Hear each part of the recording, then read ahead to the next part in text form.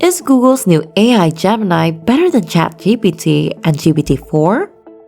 One of the various companies attempting to transform the world by creating AIs is Google, which is now developing an AI named Gemini. And today we'll discuss this new AI's capabilities for comprehending and producing natural language while comparing it with ChatGPT and GPT-4. Which one do you think is better? I'm Kay and you're watching Elite Tech Royalty, where we provide the most in-depth, fascinating, and educational happenings in the AI and tech industry. Are you ready? Then let's get this started. What is Gemini? After Google's current PaLM2 system, Gemini is the company's next-generation large language model, which has a better machine learning model. Texts, photos, audio, video, and even 3D models and graphs can all be handled by this AI due to its generalized multimodal intelligence network system. How does AI Gemini work? It's important to know that Gemini employs a brand new architecture that combines the two primary components, which are the multimodal encoder and decoder. So what are the roles of these two? It is the responsibility of the encoder to translate various data kinds into a language that the decoder can comprehend. Then, depending on the encoded inputs and the task, the decoder will produce outputs in various modalities. For instance, the task can be to create a caption for an image. That encoder will convert the image into a vector that fully captures all of its characteristics and meaning. Then a text output that describes the image would subsequently be produced by the decoder. What makes Gemini part of the other LLMs? Gemini has several advantages when compared to other large language models like GPT-4. Key characteristics. Gemini does not require specialized models to be able to handle any form of data or task. It also has the ability to learn from any field and data source. Moreover, Gemini can handle novel and untested circumstances considerably more effectively than other models that are trained on particular domains or tasks, which is an advantage.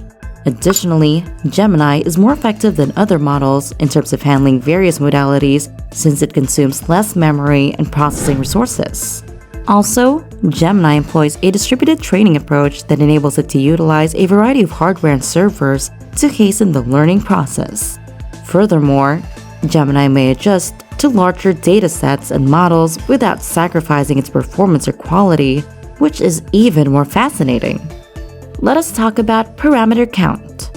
The parameter count is crucial for large language models. The model's learned information is represented by parameters, which are numerical variables that allow the model to make predictions and produce text based on the input it receives. Of course, if the model has more parameter counts, it increases the possibility of learning and producing a wide range of precise outputs. However, having more parameters also means that the model's training and usage require more computing power and memory. So how is parameter count connected to Gemini? But before we continue, if you've come this far in this video, give it a like, share, and subscribe, or let us know what you think in the comments section. With 1 trillion parameters at the moment, GPT-4 is one of the largest language models ever created. Google verified that Gemini comes in gecko, otter, bison, and unicorn sizes.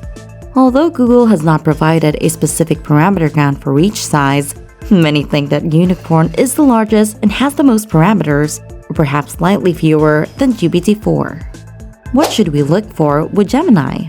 Multimodal question answering.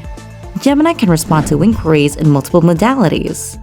As a result, when a user asks a question using both text and images, the AI can still respond to it. For instance, the user may display an image of a book and inquire about the author of that particular book.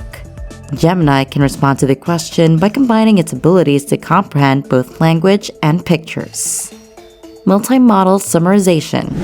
This characteristic of Gemini comes in very handy if you need to create a brief written summary or an audio summary of a podcast episode or news story.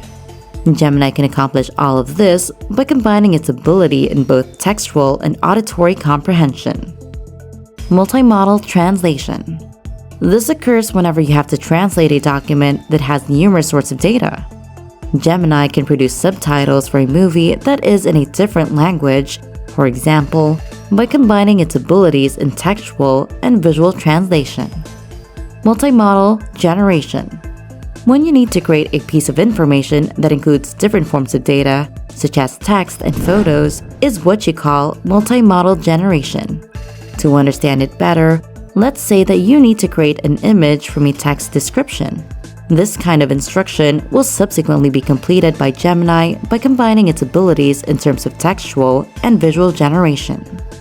Multimodal reasoning. This is the most impressive of all Gemini's listed qualities. This implies that Gemini could incorporate knowledge from many tasks and data types to draw conclusions. To illustrate this further, imagine showing a video to Gemini. Using its capacity for multimodal reasoning, Gemini can respond to challenging queries regarding the video, providing answers ranging from the hidden meanings of the video to what is the video's main theme. Gemini can recognize recurring patterns thanks to this ability. Now, you might be curious about how Gemini can impact the industry, particularly the development of AI. Google's announcement of Gemini serves as a reminder that it will keep combating other emerging AIs. This implies that Gemini's capabilities will likely be used by more programs and services to deliver better user experiences and solutions. If that takes place, we might eventually see more specialized models that can comprehend and communicate with us in various ways. Or perhaps there are more inventive technologies that we can use to produce fresh ideas or material in various media. That is all that we have in this video. I hope you were able to learn something. What do you think about this? Tell us what you think in the comments. Subscribe to the channel to stay updated on the newest advances in AI and know the best solutions for your particular problems. And as always, thanks for watching Elite Tech Royalty. I'll see you in the next one.